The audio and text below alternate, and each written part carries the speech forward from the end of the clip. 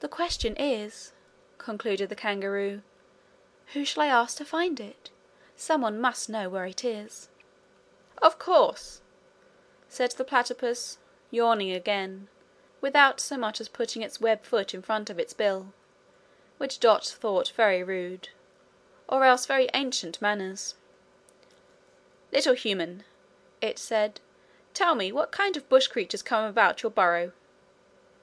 We live in a cottage, she said, but seeing that the platypus did not like to be corrected, and that the kangaroo looked quite shocked at her doing so, she hurriedly described the creatures she had seen there. She said there were crickets, grasshoppers, mice, lizards, swallows, opossums, flying foxes, kookaburras, magpies, and shepherd's companions. Stop! Interrupted the platypus, with a wave of its web foot. That is the right one. Who? Asked the kangaroo and Dot anxiously together. The bird you call shepherd's companion. Some of you call it Rickety Dick, or Willy Wagtail.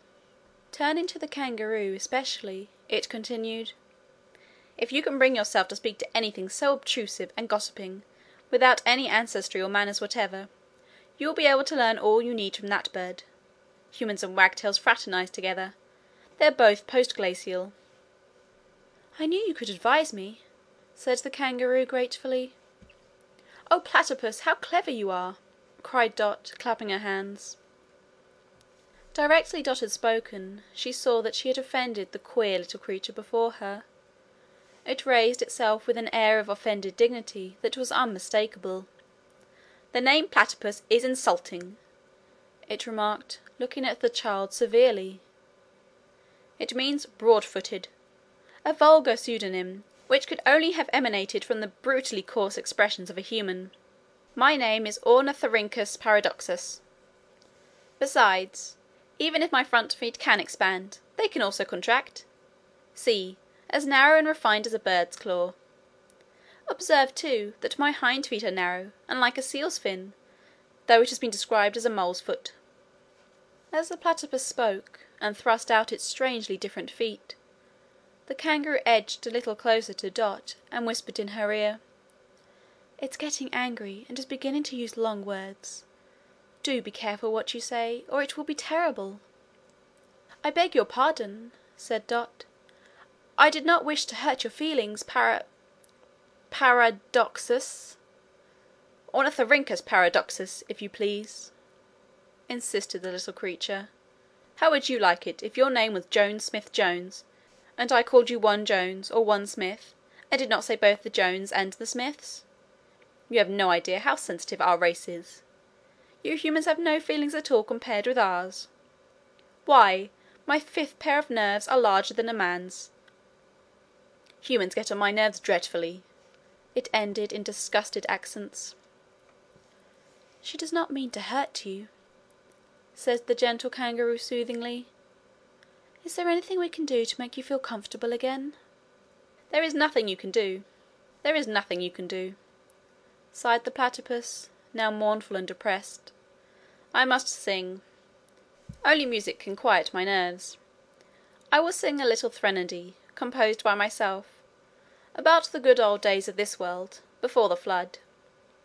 And as it spoke, the platypus moved into an upright position amongst the tussock grass, and after a little cough opened its bill to sing. The kangaroo kept very close to Dot, and warned her to be very attentive to the song, and not to interrupt it on any account. Almost before the kangaroo had ceased to whisper in her ear, Dot heard this strange song, sung to the most peculiar tune she had ever heard, and in the funniest of little squeaky voices. The fairest iguanodon reposed upon the shore. Extended lay her beauteous form, 100 feet and more. The sun, with rays flamivermous, beat on the blue-black sand, and sportive little saurons disported on the strand. But oft the iguanodon reproved them in their glee, and said, Alas, this sauron age is not what it should be. Then, forth from that archaic sea, The ichthyosaurus uprose upon his finny wings, with Neocomian fuss.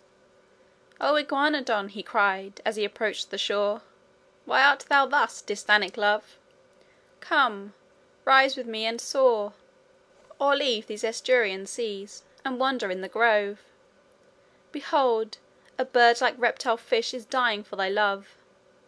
Then through the dark coniferous grey they wandered side by side, the tender Iguanodon and ichthyosaurian bride, and through their innubious air the carboniferous breeze awoke, with their amphibious sighs, the silence in the trees. "To think," they cried, botorous toned, "when ages intervene, our osseous fossil forms will be in some museum seen." Bemoaning thus, by dumous path they crushed the cycad's growth, and many a crash and thunder marked the progress of them both. And when they reached the estuary, the excandescent sun was setting o'er the hefted sea, their Sauron day was done. Then raised their Paracelene eyes unto the flaming moon, and wept, the Neocomian age was passing all too soon. O Iguanodon, O Earth, O Ichthyosaurus, O Melanocephalus Saurons, oh, oh, oh! Here the platypus was sobbing. "O troglodytes obscure, oh, oh!" At this point of the song, the poor platypus, whose voice had trembled with increasing emotion and sobbing in each verse, broke down, overcome by the extreme sensitiveness of its fifth pair of nerves, and the sadness of its song, and wept in terrible grief.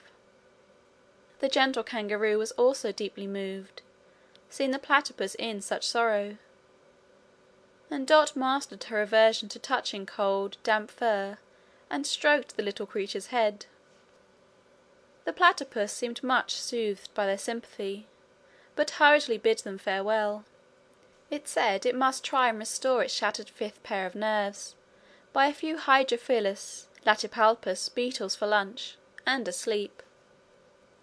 It wearily dragged itself down to the edge of the pool. I looked backwards to the kangaroo and Dot, who called out "Good-bye" to it. Its eyes were dim with tears, for it was still thinking of the Iguanodon and the Ichthyosaurus, and of the good old days before the flood. "It breaks my heart to think that they are all fossils," it exclaimed, mournfully shaking its head. "Fossils," it repeated, as it plunged into the pool and swam away. "Fossils," it cried out once more, in far, faint accents, and a second later it dived out of sight. For several moments after the platypus had disappeared from view, the kangaroo and Dot remained just as it had left them. Then Dot broke the silence.